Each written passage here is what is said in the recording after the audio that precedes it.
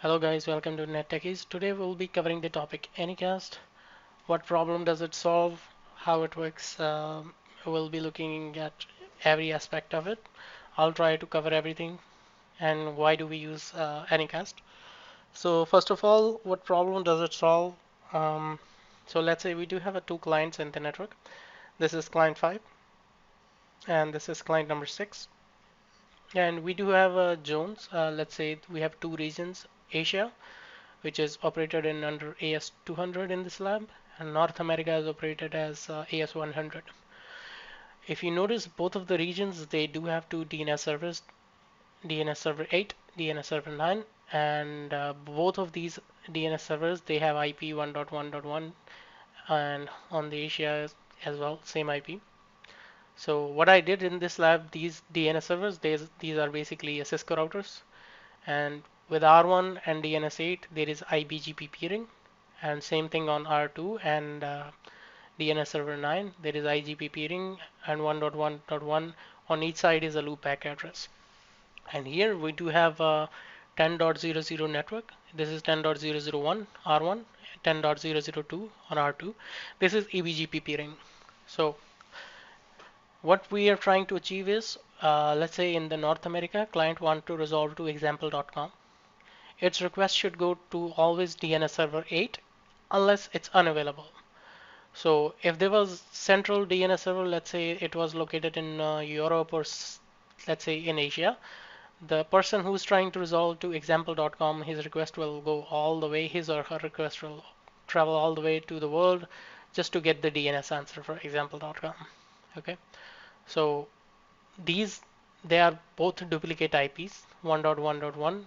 Usually this is not a common practice to have a duplicate IP in the network, but since we're using the BGP, if I open up the R1 and let me lower it down. So if I say show IP route 1.1.1.1, it says that IP route is through 1.72.16.1.2, which is this one.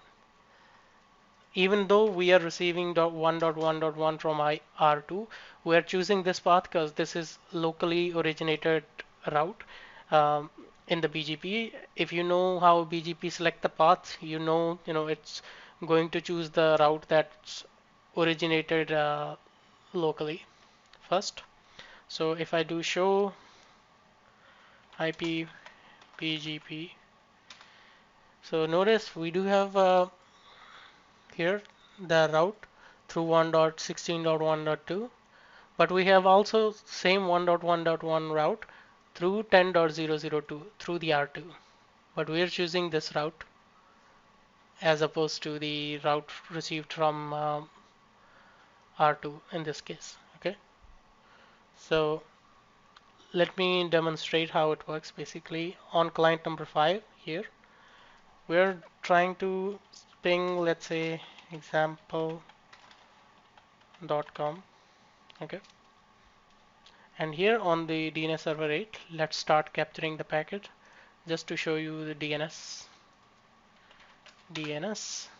Okay, so if I do ping example.com, you immediately notice that I receive a lot of traffic from like client number 5, and it's reaching to the server 172.1.2 IP, and the 1.1.1 is the loopback address of this DNS server 8. I can just show IP interface brief.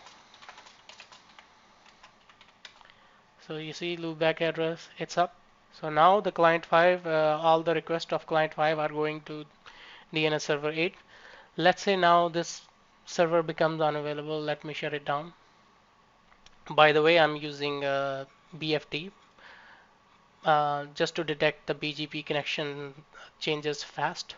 So if I go to R1 again, you'll see there is no route for 1.1.1.1 through 1.72.16.1.2. So let's do show IP BGP. So now we're going through next hop 10.002, which is R2. So here this client doesn't know 1.1 is located in North America or Asia. You know, all it cares is, as long as we are able to resolve the example.com.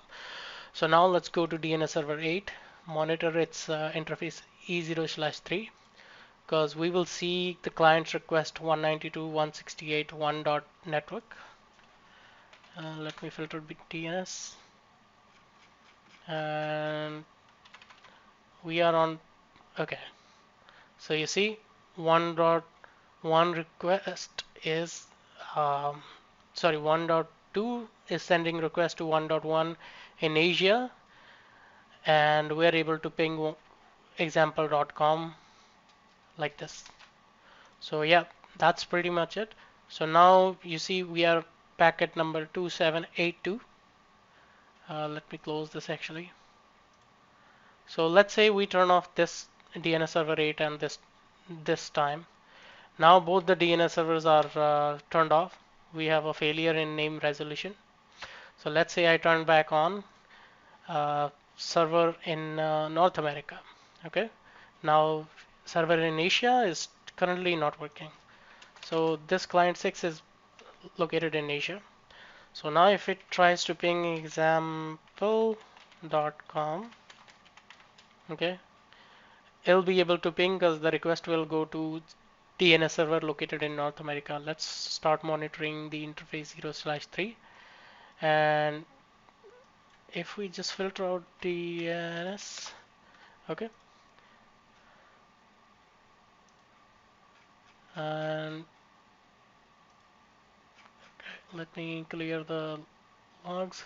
So now maybe it's doing ping behind the scene, no idea. But as you can see, the ping is going on. And then packet number, last packet we captured was 2120. So control C. Okay, so you see after 2120, again the client requested us the resolution. And now this time the DNS server in Asia was not no longer working. So yeah, that's basically magic of I would say BGP. Anycast itself is not a protocol, but just we just use the BGP, and that's the trick. Hope you understand. Thank you so much for watching Techies. Please consider subscribing my channel.